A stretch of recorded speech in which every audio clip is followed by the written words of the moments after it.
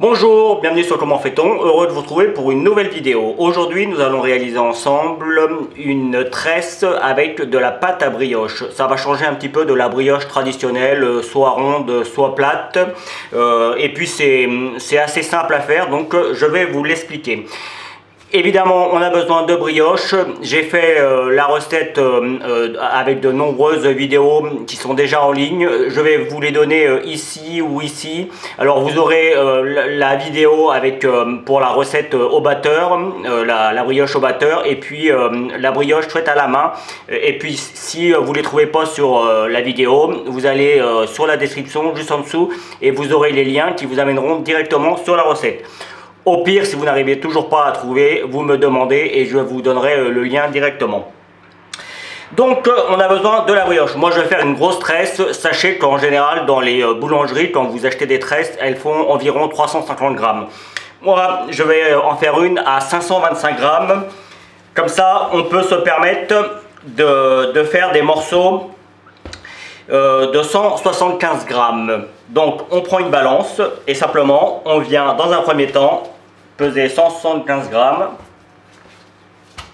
et on fait ça 3 fois, puisque là sur le coup je vais faire une tresse avec 3 brins. Évidemment les tresses on peut les faire avec 4, 5, 6 brins, mais c'est bien plus compliqué et même les professionnels parfois se cassent un peu la tête à les faire. Donc celle-ci elle est à 3 brins, en tout cas ma méthode est vraiment très simple à faire et tout le monde l'a réussi, donc c'est le principe. Vous pesez les deux autres et s'il reste un petit peu de brioche on fera autre chose avec, mais dans un premier temps on pèse.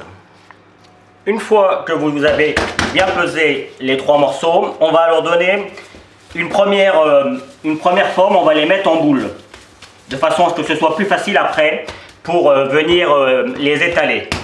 Vous voyez, on évite qu'il y ait trop de farine parce que comme vous avez pu le voir, on a du mal à faire les boules quand il y a trop de farine. Alors moi, vous le savez, je laisse la brioche au froid toute la nuit. Déjà parce que ça lui permet de repousser un petit peu et elle prend du goût. Et puis surtout, elle est bien plus facile à travailler que si on prenait la brioche tout de suite. Vous voyez, dès qu'il y a moins de farine, on arrive à faire des choses plus jolies. Donc là, hop, on les met en boule et le principe, ça va être de les laisser se reposer pendant environ 10 minutes. Et puis après, on commencera à les étaler, tout simplement. Voilà, et on les laisse se reposer comme ça. On peut mettre un petit torchon propre sur le dessus pour éviter qu'elle sèche, mais en général, 10 minutes, t'as pas le temps de croûter. Bien, 10 minutes plus tard, on passait. Je sais, pour vous, ça a été rapide, mais pour moi, il y a bien eu 10 minutes. On va reprendre les brioches. Alors vous pourriez, si vous n'avez pas l'habitude, de les prendre et de commencer directement à faire la petite tige. Moi j'aime bien leur donner un petit peu de force et je fais comme si je faisais un petit pain. Donc je tape dessus, comme vous avez pu le voir, je les mets un petit peu en rond. Je viens replier la première partie sur le milieu et la deuxième partie je fais pareil. Et puis après, vous voyez, je mets mon pouce à l'intérieur et je viens mettre ma paume sur le dessus. Et en fait, je recommence l'opération. Et là, vous voyez, c'est comme si... Alors, évidemment, j'ai été boulanger, donc forcément pour moi, ça paraît super simple. Mais on a déjà une bonne base, vous voyez.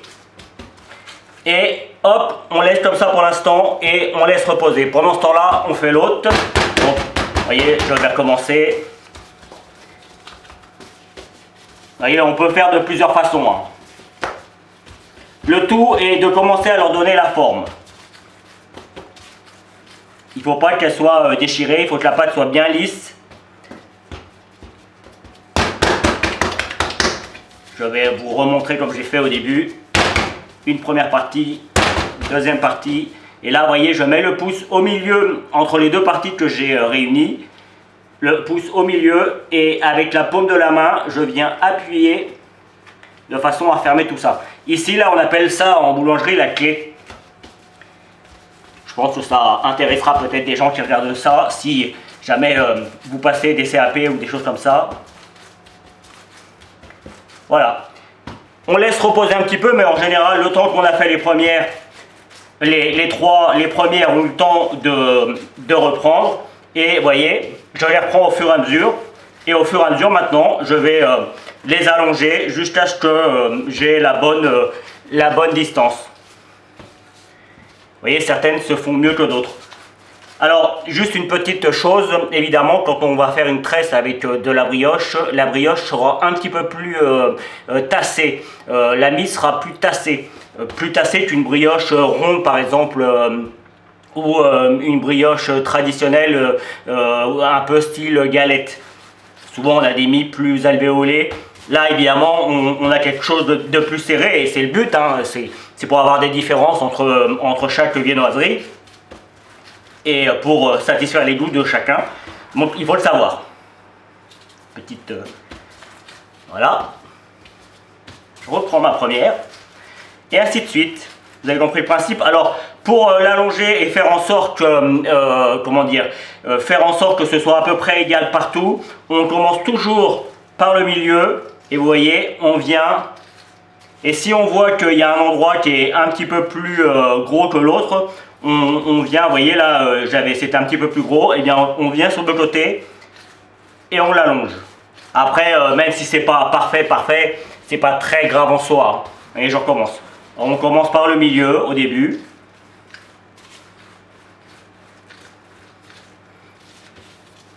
Et là sur le coup, elle est bien, donc hop, et je lui redonne sa forme. Et ainsi de suite. Alors là, on veut qu'elle fasse environ 30 cm de longueur. Ce sera une grosse tresse, hein. Donc voilà.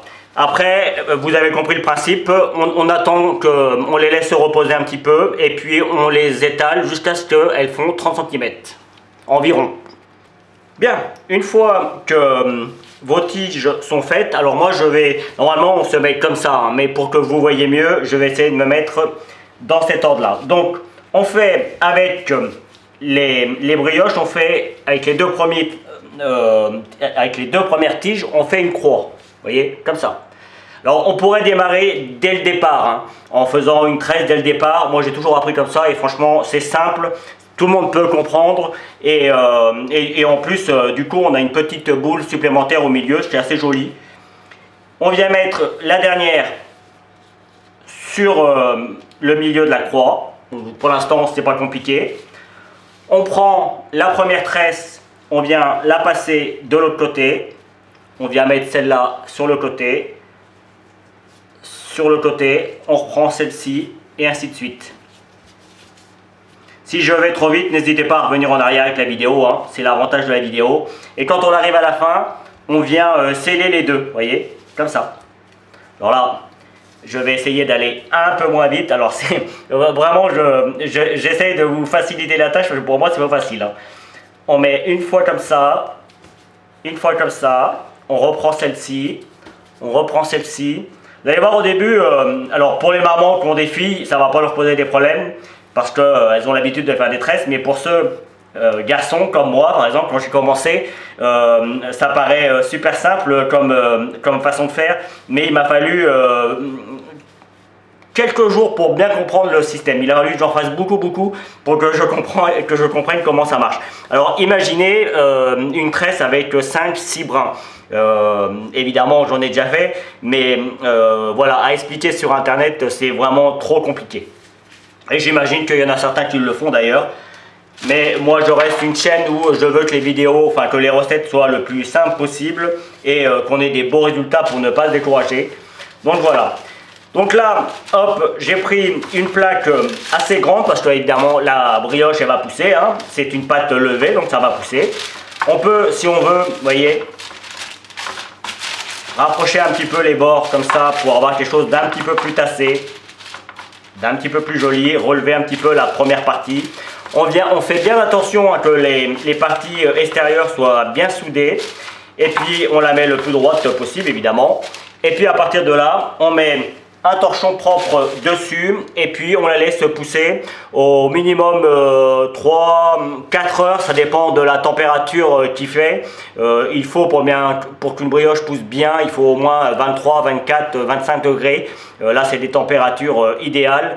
Maintenant si vous avez du 20 degrés, ça va être bien, mais ça va juste pousser un peu moins vite. Je vous montrerai évidemment comment ça doit être juste avant la mise au four. Bien, après quelques heures de pousse, voici ce que cela donne. Là on voit, elle commence à déchirer un petit peu sur les côtés. C'est le signe qu'il faut la mettre au four. Donc vous préchauffez votre four à 170 degrés. La brioche, elle doit au minimum doubler de volume, voire presque tripler. Hein. C'est juste pour vous donner une indication. On va prendre un jaune d'œuf que l'on va battre. On a besoin d'un pinceau. Si vous n'avez pas de pinceau, vous pouvez toujours y aller avec le doigt ou avec de la mie de pain.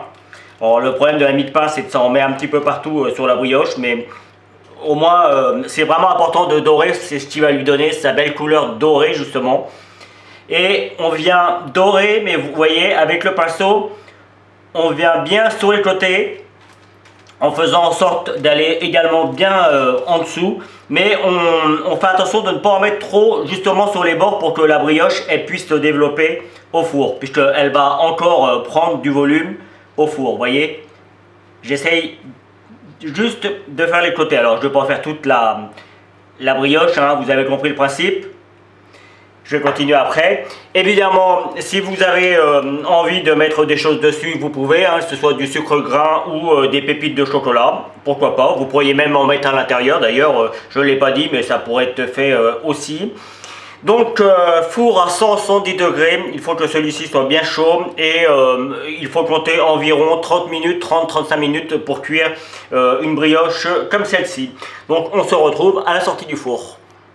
Et voici le résultat à la sortie du four. Vous voyez, elle a tellement développé que même les bords se sont un petit peu défaits. C'est pas très grave en soi. C'est juste pour vous dire que la brioche, quand elle est bien faite, elle a énormément de force. Et là, c'est ce que je vous disais, on voit bien le côté très doux de la brioche. Je peux vous garantir que je vais me régaler. Elle est superbe. Donc, je vais quand même en découper un bout devant vous. Juste pour vous montrer comment elle est à l'intérieur. Alors j'en ai déjà découpé une, hein, j'en ai cuite une avant, c'est pour ça que mon couteau a déjà de la brioche. Et vous voyez. Alors là elle est encore toute chaude, hein. Normalement la brioche on la découpe pas, on la laisse refroidir un petit peu. On la laisse reprendre, mais regardez, on a une très belle mie. C'est très moelleux, regardez comme c'est moelleux. Et on a quelque chose de très joli, hein, malgré que la pâte est un peu serrée, mais ça reste de la brioche. C'est très moelleux, regardez. C'est vraiment superbe. Donc voilà, on a quelque chose de très filandreux. Une vraie brioche, quoi. Une vraie brioche comme en boulangerie, sauf qu'elle est faite à la maison. Voilà, j'espère sincèrement que cette nouvelle recette vous plaira. J'ai pris comme toujours beaucoup de plaisir à la réaliser.